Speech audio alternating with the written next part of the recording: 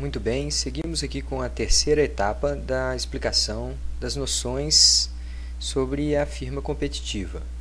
Então, a gente falou na última parte sobre as curvas de produção, as curvas de custo, tendo como pano de fundo uma pequena empresa que era a barraca de sanduíches do Big Bob. Pois bem, vamos interpretar o comportamento dessas curvas. Por que a curva de custo total fica inicialmente mais horizontal e depois volta a ficar mais inclinada? A explicação aqui é muito simples. É como se a estrutura produtiva exigisse uma escala mínima de trabalhadores para uma operação adequada. Uma vez contratado, digamos, o gerente geral, que tem salário muito alto, qualquer adição de trabalhadores, com baixos salários e qualificação, no processo, amplia muito a produção, apesar de os custos mais modernos do que aquele de contratar o primeiro gerentão, como está sendo chamado aqui. Mas seguir contratando trabalhadores sem parar, chegará um momento em que, dada a quantidade fixa de máquinas e mesmo diária, não haverá expansão da produção, apenas expansão dos custos. Então, no nosso exemplo lá da barraca de sanduíches, a gente observa que inicialmente, talvez as primeiras contratações de mão de obra elas fiquem bastante ociosas inicialmente aqui se a gente vai produzir quantidades muito pequenas. Então o custo para produzir unidades adicionais ele está caindo. Só que chega uma hora que, tendo apenas uma chapa para preparar os hambúrgueres e os ovos e assim por diante, o pão assado e assim por diante, a gente acaba tendo dificuldade em ampliar a quantidade produzida, ainda que a gente esteja elevando os custos variáveis.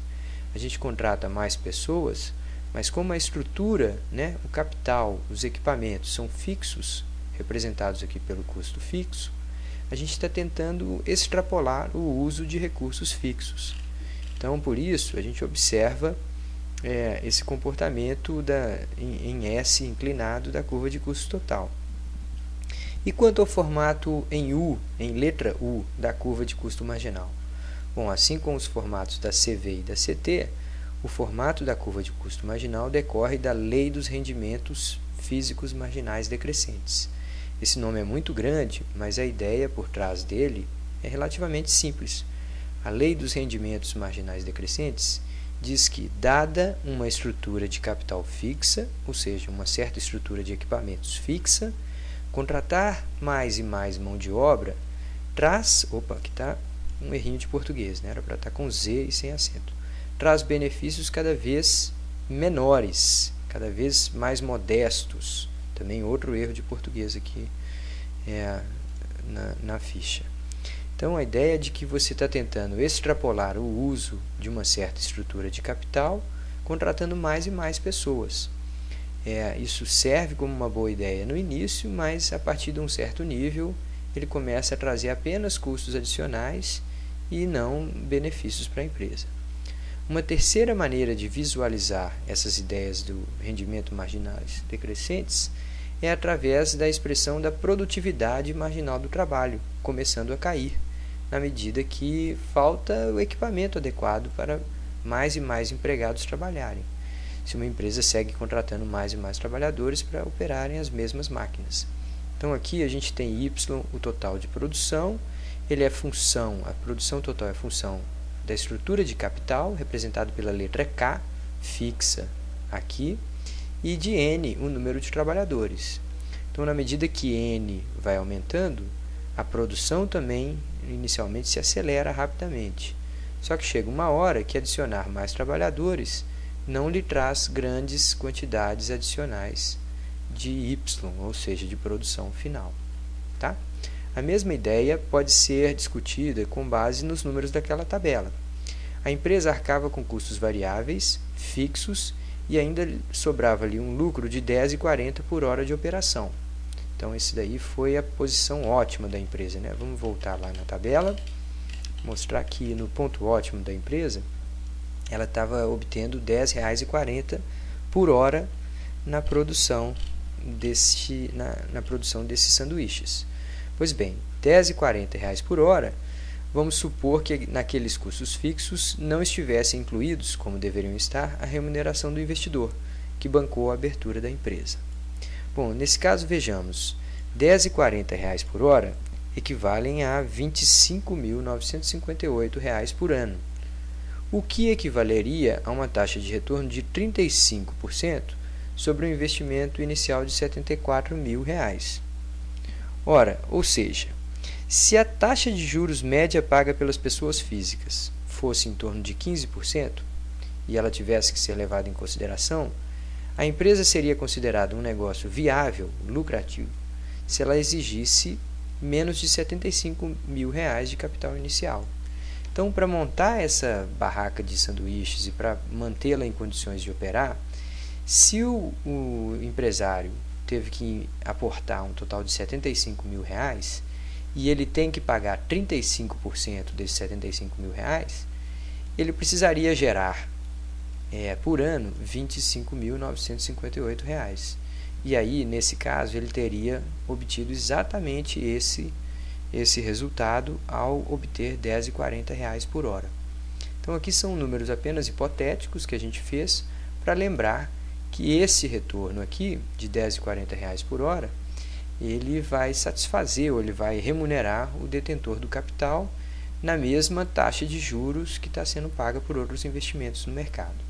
Ora, nesse exemplo numérico aqui, 35% de retorno é um número bastante elevado, então é apenas uma ilustração para mostrar um pouquinho de como funciona essa lógica.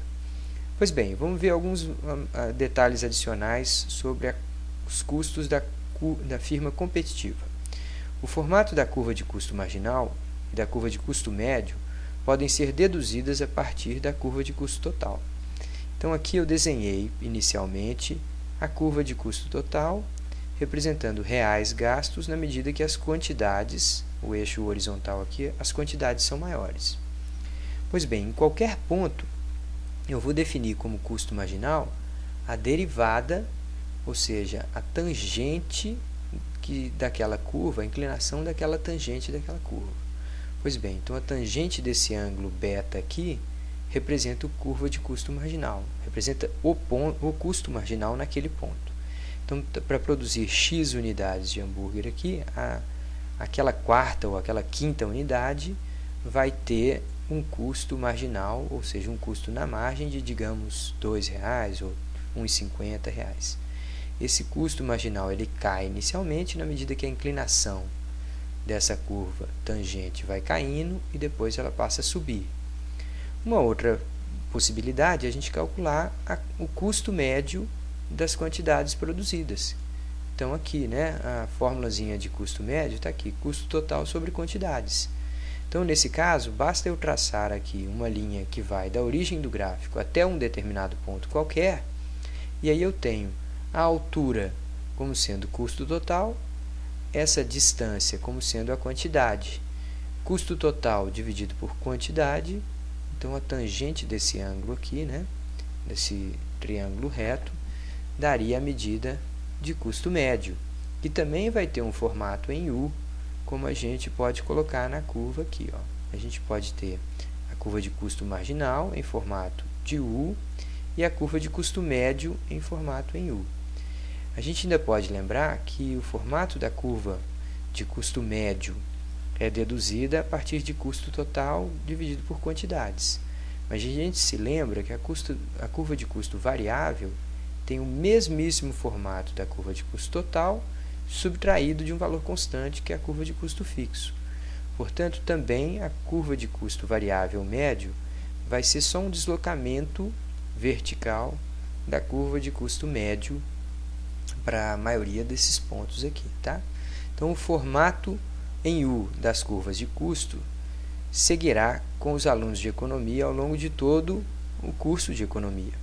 Trata-se de efeito direto da lei dos rendimentos marginais decrescentes, popularmente conhecida apenas por lei de rendimentos decrescentes. Uma vez mais, só para reforçar, o formato em U das curvas de custo não decorre de nenhuma hipótese particularmente aplicável ao mercado de concorrência perfeita e, portanto, aparecerá mesmo nos casos de monopólio, oligopólio e etc. Ela é consequência de assumirmos que a estrutura de capital de que dispõe uma empresa no curto prazo não pode ser alterada, ou seja, o capital fixo e o número de empregados apenas variando. Vamos fazer uma pausa e logo seguimos com a próxima etapa.